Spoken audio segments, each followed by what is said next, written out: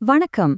இன்னைக்கு நாம திராவிட முன்னேற்றக் கழகம், அதாவது டிஎம்கேவோட கடந்த 50 வருஷ பயணத்தை பத்தி ஒரு ஆழமான பார்வை பார்க்க போறோம்.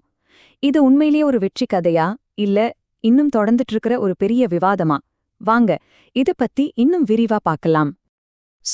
இந்த கேள்விதான் நம்மளோட இந்த முழு அலசலுக்கும் அடித்தளம்.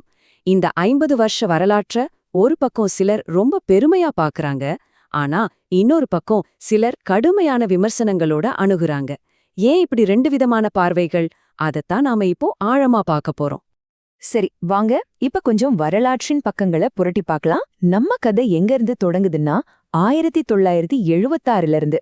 அன்னைக்கு நடந்த ஒரு சம்பவம் தமிழ்நாடு அரசியலோட போக்கே மாத்தி அமைச்சுது. அதோட தாக்கம் இன்னைக்கு வரைக்கும் இருக்குன்னா பாத்துக்கோங்களேன்.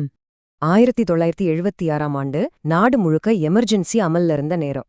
அப்போ தமிழ்நாட்டில இருந்த திமுக அரசு கலைக்கப்படுது. இங்க இருந்துதான் இந்த பெரிய விவாதமே தொடங்குது. அந்த ஆட்சி கலைப்புக்கு முழுக்க முழுக்க அரசியல் காரணங்கள் தான் இருந்துச்சா, இல்ல நிர்வாக ரீதியாவும் குறைபாடுகள் இருந்துச்சா? இந்த கேள்விக்கு கிடைக்கிற பதில்தான் திமுக மேல இருக்கிற இந்த ரெண்டு விதமான பார்வைக்கும் தொடக்க புள்ளியா இருக்கு. திமுகவோட இந்த 50 வருஷ பயணத்தை பத்தி பேசும்போது ஒருத்தரை நாம தவிர்க்கவே முடியாது. அவர்தான் கலைஞர் மு. கருணாநிதி. அவரோட நீண்ட அரசியல் வாழ்க்கைய, சாதனைகள், அதே சமயம் சர்ச்சைகள்னு ரெண்டு கோணத்திலேருந்தும் பார்த்தாதான் இந்த விவாதத்தோட முழு படமும் நமக்கு கிடைக்கும். முதல்ல சாதனைகள் பக்கம் வருவோம். நிறைய பேர் கலைஞரை ஒரு சிந்தனையாளரா பாக்குறாங்க. தமிழுக்கு செம்மொழி அந்தஸ்து வாங்கி தந்தது, பெண்களுக்கு சொத்துல சம உரிமைன்னு சமூக நீதி சட்டங்கள் கொண்டு வந்தது, கல்விய பரவலாக்குனதுன்னு இப்படி நிறைய விஷயங்களை சொல்லலாம். அதனால அவரை வெறும் ஒரு அரசியல்வாதியா மட்டும் பார்க்காம ஒரு சித்தாந்தவாதியாகவும் தமிழ் கலாச்சாரத்தின் ஒரு பாதுகாவலராகவும் பார்த்தாங்க. ஆனா நாணயத்துக்கு இன்னொரு பக்கம் இருக்கு இல்லையா? அதே மாதிரி அவர் மேல கடுமையான விமர்சனங்களும் வைக்கப்பட்டுச்சு. குறிப்பா அவரோட ஆட்சி காலங்கள்ல ஊழல் குற்றச்சாட்டுகள் தொடர்ந்து வந்துட்டே இருந்துச்சு. எல்லா அதிகாரமும் ஒரே இடத்துல குவியுதுங்கிற விமர்சனமும் ரொம்ப வலுவா இருந்துச்சு. அவரோட மரபுங்கிறது இந்த ரெண்டு பக்கங்களையும் கொண்டதுதான்றது ரொம்ப முக்கியமான விஷயம். சரி, இப்போ கலைஞருங்கிற தனிநபர்கிட்ட இருந்து கொஞ்சம் விலகி ஒட்டுமொத்தமா திமுக கட்சியோட கொள்கைகளை பார்ப்போம். திமுகனாலே எல்லாருக்கும் முதல்ல ஞாபகத்துக்கு வர்றது அவங்களோட மக்கள் நல திட்டங்கள் தான். ஆனா அந்த திட்டங்களோட உண்மையான நோக்கம் என்ன? இங்கதான் அடுத்த விவாதமே ஆரம்பிக்குது. பெண்கள், மாணவர்கள், ஏழை மக்கள், கிராமப்புற வளர்ச்சின்னு பல துறைகள்லயும் திமுக ஏகப்பட்ட நலத்திட்டங்களை அறிமுகப்படுத்தியிருக்காங்க. உதாரணத்துக்கு, இப்போ இருக்கிற காலை உணவு திட்டத்திலிருந்து மகளிருக்கான இலவச பேருந்து பயணம் வரைக்கும் சொல்லலாம்.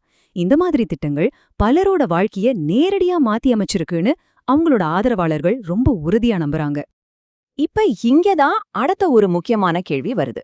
இந்த திட்டங்கள் எல்லாம் உண்மையிலேயே மக்களோட வளர்ச்சிக்காக கொண்டு வந்ததா, இல்ல வாக்குகளை குறி வச்சு செஞ்ச ஒரு அரசியல் தந்திரமா? இது மக்கள் நலனா, இல்ல ஓட்டு வங்கி அரசியலாங்கிற விவாதம் இன்னைக்கும் தொடர்ந்துட்டு தான் இருக்கு. ஓகே, கடந்த கால விவாதங்கள்ல இருந்து இப்ப நிகழ்காலத்துக்கு வருவோம். கலைஞருக்கு பிறகு திரு.மு.க. ஸ்டாலின் தலைமையில நடந்துட்டு இருக்கிற இப்போதைய ஆட்சியை பத்தின பார்வைகள் எப்படி இருக்குன்னு கொஞ்சம் பார்க்கலாம். திரு.மு.க. ஸ்டாலின் தலைமையில தமிழ்நாட்டை இன்னைக்கு பலரும் ஒரு முற்போக்கான வளர்ச்சி பாதையில போற மாநிலமா பாக்குறாங்க. புது புது தொழிற்சாலைகள், மேம்பட்ட உள்கட்டமைப்பு, தொழில்நுட்ப வளர்ச்சின்னு இதுக்கு நிறைய உதாரணங்கள் சொல்றாங்க. ஆனா இங்கே ஒரு முக்கியமான கேள்வி இருக்கு. இந்த வளர்ச்சி எல்லாருக்கும் சரிசமமா போய் சேருதா? இந்த முன்னேற்றத்தை சமூகத்தோட எல்லா தரப்பு மக்களும் உணர்றாங்களா? இதுதான் இப்போதைய ஆட்சியின் மீது வைக்கப்படுற முக்கிய விவாத பொருளா இருக்கு. ஆக, வரலாறு, தலைமை, கொள்கைகள், இப்போடைய ஆட்சின்னு எல்லாத்தையும் பார்த்த பிறகு நாம ஆரம்பிச்ச இடத்துக்கே திரும்ப வரோம். திமுகவோட இந்த 50 வருஷ பயணத்தை அந்த ரெண்டு வெவ்வேறு கண்ணோட்டங்கள்ல எப்படி சுருக்கமா பார்க்கலான்னு பார்ப்போம். ஒரு சாரருக்கு திமுகங்கிறது சமூக நீதியோட சின்னம், ஒரு மாற்றத்துக்கான நம்பிக்கையா அதை பாக்குறாங்க.